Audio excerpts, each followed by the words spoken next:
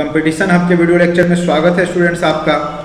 और आज जो मैं पढ़ाने जा रहा हूँ विश्व इतिहास का बहुत ही महत्वपूर्ण टॉपिक, और मैं इस क्वेश्चन को इस बार के लिए बहुत ही VVI क्वेश्चन मान रहा हूँ। इस साल ये क्वेश्चन यहाँ से आने का पूरा संभावना है, 110% यहाँ से आने की संभावना है। इसलिए इस क्वेश्चन को आप अच्छे से कारण और परिणाम के स्तर पर करके जाएंगे। और मैं बता दूं स्टूडेंट्स, जो लोग PDF या क्लास से जुड़ना चाह रहे हैं, जिनको भी PDF नोट्स या वीडियो लेक्चर चाहिए हिस्ट्री क्लास का, तो आप जो डिस्क्रिप्शन बॉक्स में ऐप का लिंक दिया गया है वहां से आप डाउनलोड कर लें ऐप और बाय कर लें।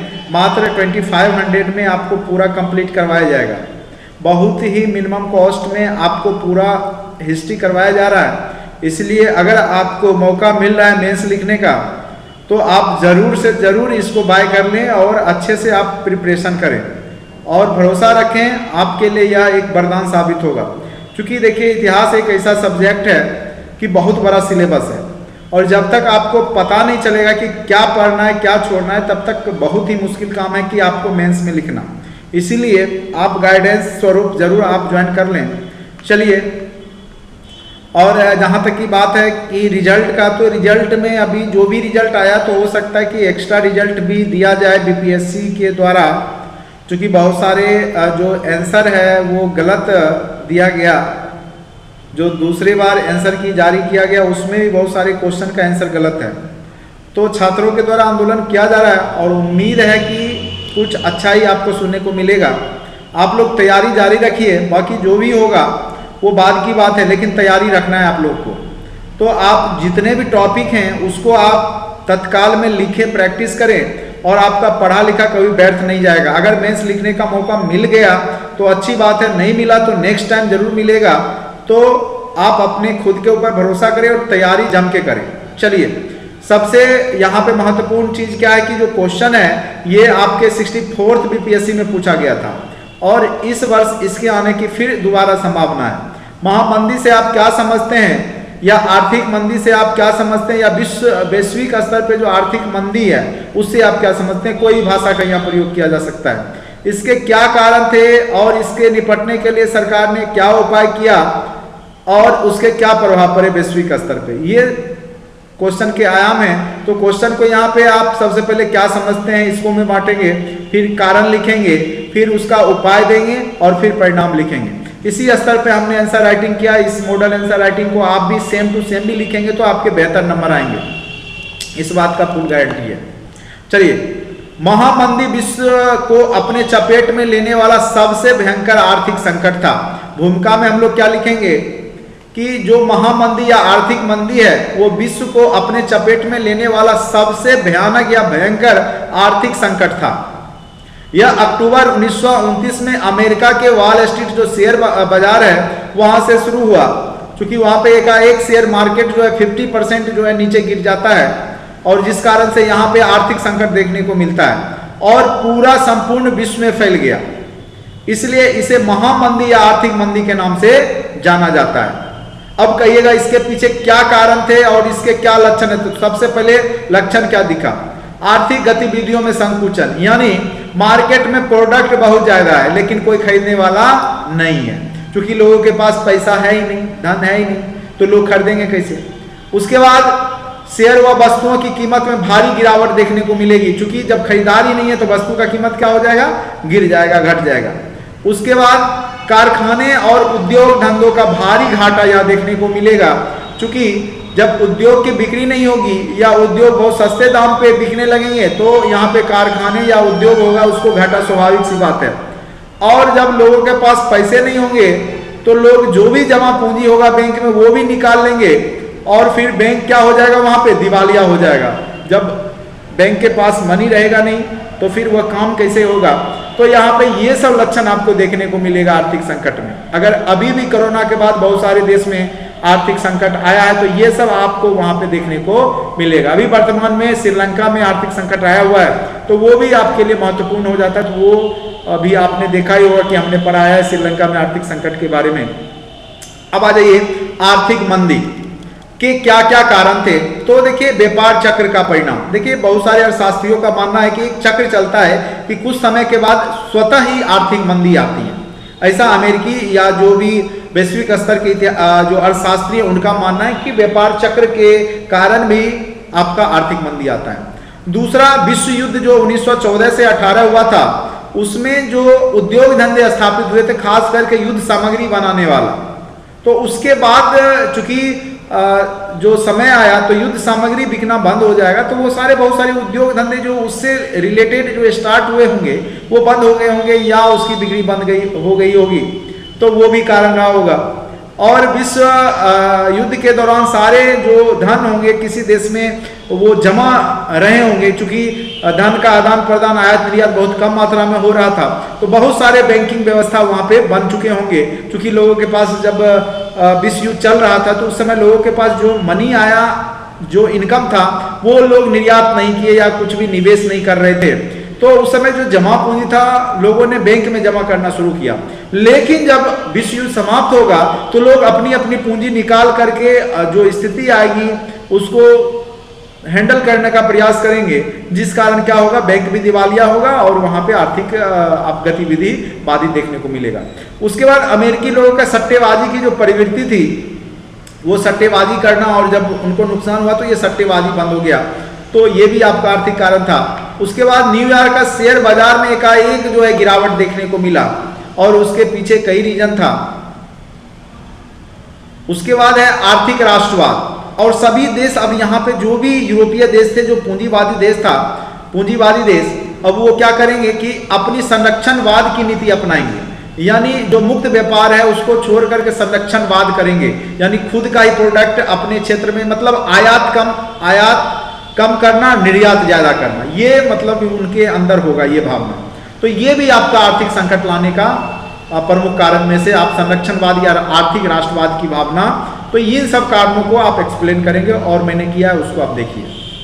व्यापार चक्र का परिणाम, कुछ अर्थशास्त्रियों वे मानते हैं कि आर्थिक मंदी को व्यापार चक्र का एक स्वाभाविक परिणाम माना। उनके अनुसार कुछ निश्चित समय अवधि में आर्थिक गतिविधियों में उतार चढ़ाव आता है, मांग में कमी से आर्थिक गतिविधियां बाधित होती है, और 1929 का जो आर्थिक मंदी भी यही व्यापार चक्र का परिणाम था। चलिए, कुछ अर्थशास्त्री का मानना है तो वो भी लिखेंगे। दूसरा, विश्व युद्ध से उत्पन्न स्थितियां, युद्ध के समय सैन्य सामानों की मांगों में वृद्धि हुई। जैसे कोरोना के समय में क्या हुआ कि जो किट जो भी थे, जो स्वास्थ्य से संबंधित मेडिकल फैसिलिटी के जो इक्विपमेंट बनाए गए बड़े स्तर पे, अब देखिए उसका डिमांड घट गया, तो वो सब कंपनियां जो पूंजी निवेश किया तो उसको नुकसान होना शुरू हो गया होगा। तो कहीं ना कहीं ये स्थिति आपका उस समय रहा होगा। युद्ध के समय सैन्य सामानों की मांग में वृद्धि, जिससे उससे संबंधित उद्योग धंधों का विस्तार होता है। किंतु युद्ध के बाद क्या होगा कि जब समाप्ति के बाद यह स्थिति नहीं रहती है तो मांग में कमी आ जाएगी, युद्ध के सामग्री की मांग की कमी आएगी। तो ऐसे में क्या होगा कि जो उससे रिलेटेड उद्योग धंधे स्टार्ट हुए थे यूरोपीय देशों में, वो बंद होने लगेंगे और यहाँ पे आर्थिक मंदी देखने को मिलेगी।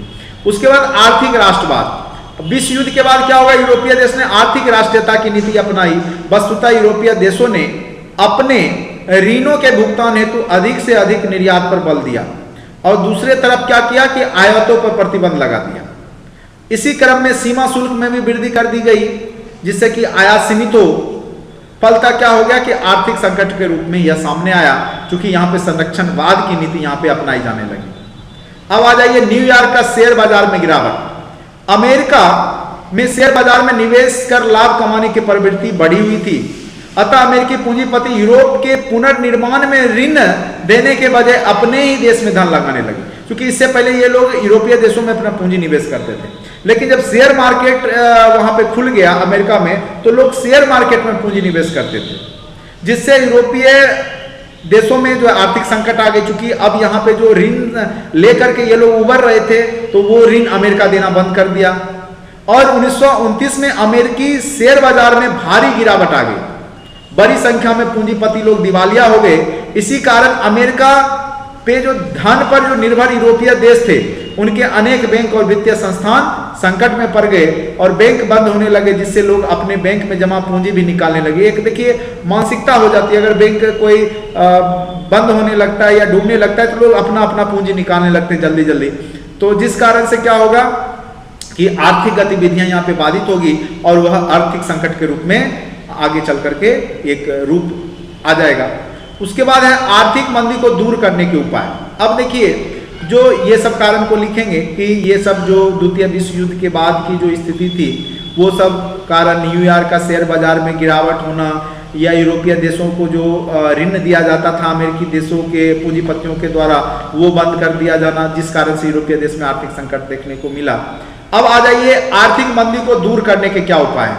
तो राष्ट्रपति हुवर की योजना, हुवर अमेरिकी राष्ट्रपति थे और उस समय उन्होंने समस्या के समाधान हेतु एक प्रस्ताव प्रस्तुत किया, जिसके तहत अंतर्राष्ट्रीय भुगतान को 1 वर्ष के लिए रोकने की बात की गई, किंतु यह योजना क्रियान्वित नहीं हुआ। उपाय में हुवर की योजना आई, लेकिन इसको सही ढंग से क्रियान्वयन नहीं किया गया। उसके बाद लंदन में 1933 में बैठक किया गया और उस सम्मेलन में, जिसमें मतलब 60 देश शामिल हुए, उसके प्रतिनिधि, बैठक में जो राज्यों द्वारा संरक्षणवाद नीति अपनाने के स्थान पर आपसी सहयोग बढ़ाने पर बल दिया गया। यानी संरक्षणवाद नहीं, यानी आयात निर्यात जितना ज्यादा से ज्यादा हो सके एक दूसरे देश में, उससे क्या होगा कि विश्व व्यापार में वृद्धि होगा और आर्थिक मंदी दूर जाएगी। तो ये भी यहाँ पे उपाय में लंदन बैठक को आप लिख सकते हैं। उसका सबसे महत्वपूर्ण उपाय है राष्ट्रपति रूजवेल्ट का न्यू डील कार्यक्रम। न्यू डील कार्यक्रम ये आप ऐसे भी अच्छे से पढ़ के जाएंगे, हो सकता है डायरेक्ट रूजवेल्ट का न्यू डील कार्यक्रम ही पूछ देगा, ठीक है, आर्थिक मंदी ना पूछ करके राष्ट्रपति रूजवेल्ट का न्यू डील कार्यक्रम क्या था उसके बारे में आप विवेचना कीजिए। तो यहां पर अच्छे से समझिए, अमेरिका के जो नए राष्ट्रपति बने थे रूजवेल्ट, उन्होंने आर्थिक मंदी से बाहर निकलने के लिए 1933 में एक विशेष कार्यक्रम प्रस्तुत किया। इसके तहत क्या किया कि उन्होंने सामाजिक आर्थिक अधिनियम बहुत सारे बनाए और इसी को सम्मिलित रूप से न्यू डील कहा गया। अब इसकी क्या क्या नीतियां थी? सबसे पहला औद्योगिक नीति, तो औद्योगिक पुनरुत्थान अधिनियम बनाया उन्होंने और उसके तहत क्या किया कि उत्पादन और जो व्यापार है उस पर राज का नियंत्रण कर दिया। यानी यहाँ पे हस्तक्षेप पहले क्या था कि एडम स्मिथ के द्वारा अहस्तक्षेप की नीति आई, अहस्तक्षेप आया, लेकिन अब फिर से राज के द्वारा हस्तक्षेप किया जाने लगेगा क्योंकि यहाँ आर्थिक मंदी आ गई थी। अब साथ साथ क्या किया कि मजदूरी में वृद्धि कर दी, मजदूरों का जो वेतन था, जो भी सैलरी था, उसमें वृद्धि कर दिया और काम के घंटे को कम कर दिया, जिससे कि क्या होगा कि ज्यादा से ज्यादा मजदूर को कम मिलेगा और ज्यादा से ज्यादा मजदूर के पास मनी जाएगा तो वो उस पैसा का यूज करेंगे, बाजार में करेंगे, जिससे फिर जो जैसे कोई गाड़ी बंद हो जाता है तो उसको हम धक्का देते हैं। जैसे कोरोना के समय में आपने देखा होगा कि नरेंद्र मोदी सरकार, जो अभी बीजेपी सरकार है, उन्होंने क्या क्या लोगों को 500-500 रुपया दिया। तो उन्होंने बस आर्थिक मंदी से बचने के लिए दिया कि लोगों के पास पैसा रहेगा तो लोग मार्केट जाएंगे, जिससे कि आर्थिक मंदी नहीं आएगी, लोग खरीदारी करते रहेंगे। तो ये देखिए, ये जो मनी दिया गया वो एक तरीका से एक धक्का है, जैसे कार बंद हो जाता है आप धक्का देते हैं ना, उसी प्रकार से। और ये सब हम लोग इतिहास से सीखते हैं किस प्रकार से आर्थिक मंदी से बचा गया था। तो वही तरह के कार्यक्रम आपके देश में भी अभी देखिएगा, वर्तमान में बहुत सारे कार्यक्रम स्टार्ट किए गए कोरोना के बाद, क्योंकि आर्थिक मंदी बहुत सारे देश में आ रहा है, तो भारत उससे कैसे बचेगा, इसलिए। अब आ जाइए, यहां पर क्या किया गया कि इसके तहत रोजगार के अवसर बढ़ाने का भी प्रयास किया गया, जनता की क्रय शक्ति को बढ़ाने के प्रयास किया गया। इन प्रयासों के तहत 1 वर्ष के भीतर 37% रोजगार की वृद्धि हुई और मजदूरी दर में भी 25% की वृद्धि हुई। तो यहाँ पे रोजगार भी वृद्धि हो गया, चूंकि कम घंटा टाइम करना तो रोजगार ज्यादा मिलेगा और मजदूरी भी अच्छा हो गया, 25% वृद्धि हो गई, जिस कारण से यहाँ पे बहुत ज्यादा सुधार देखने को मिला। उसके बाद कृषि नीति में क्या था कि इसके तहत किसानों को ऋण उपलब्ध कराया गया, किसानों को कपास, गेहूं, तंबाकू उत्पादन पर विशेष सब्सिडी दिया गया, छूट दिया गया और किसानों के आय को 2 वर्ष के भीतर ही दुगुना कर दिया गया। तो ये भी उसका जो 1933 का जो कृषि का समायोजन जो था, जिस कारण से यहाँ पर आप देखेंगे कि न्यू डील कार्यक्रम के तहत यहाँ पे कृषि में सुधार आपको देखने को मिलेगा और किसानों की आय दोगुनी हो जाएगी, तो आर्थिक संकट से उबरने में यहाँ पे इनको मदद मिलेगा। अब देखिए सामाजिक नीति, इसके तहत सामाजिक पुनरुत्थान कार्यक्रम बहुत सारे, जैसे सार्वजनिक स्वास्थ्य सेवा, वृद्धा पेंशन, जैसे अभी भी आपके देश में, हमारे देश में जो है ये सब दिया जाता है। असहाय जो विकलांग है उनको सहायता अनुदान, इस तरीका के राशि जानबूझ करके दिए गए, जिससे कि जो गरीब लोग थे, जो असहाय थे, जो वृद्ध अवस्था में थे, तो वो लोग भी अच्छे से जी सके और मार्केट बना रहे। उसके बाद बेरोजगारी दूर करने के लिए भी उन्होंने कानून बना दिया। इसके तहत जैसे भारत में भी आप देखिए मनरेगा है नहीं, तो इसलिए है चूंकि आर्थिक मंदी नहीं आए, लोग के पास थोड़ा बहुत पैसा रहेगा तो लोग बाजार जाते रहेंगे और जो चक्र है वो चलता रहेगा। इसके तहत बेरोजगारों को राज्य द्वारा सार्वजनिक निर्माण के कार्यों में नियोजित करने की व्यवस्था की गई।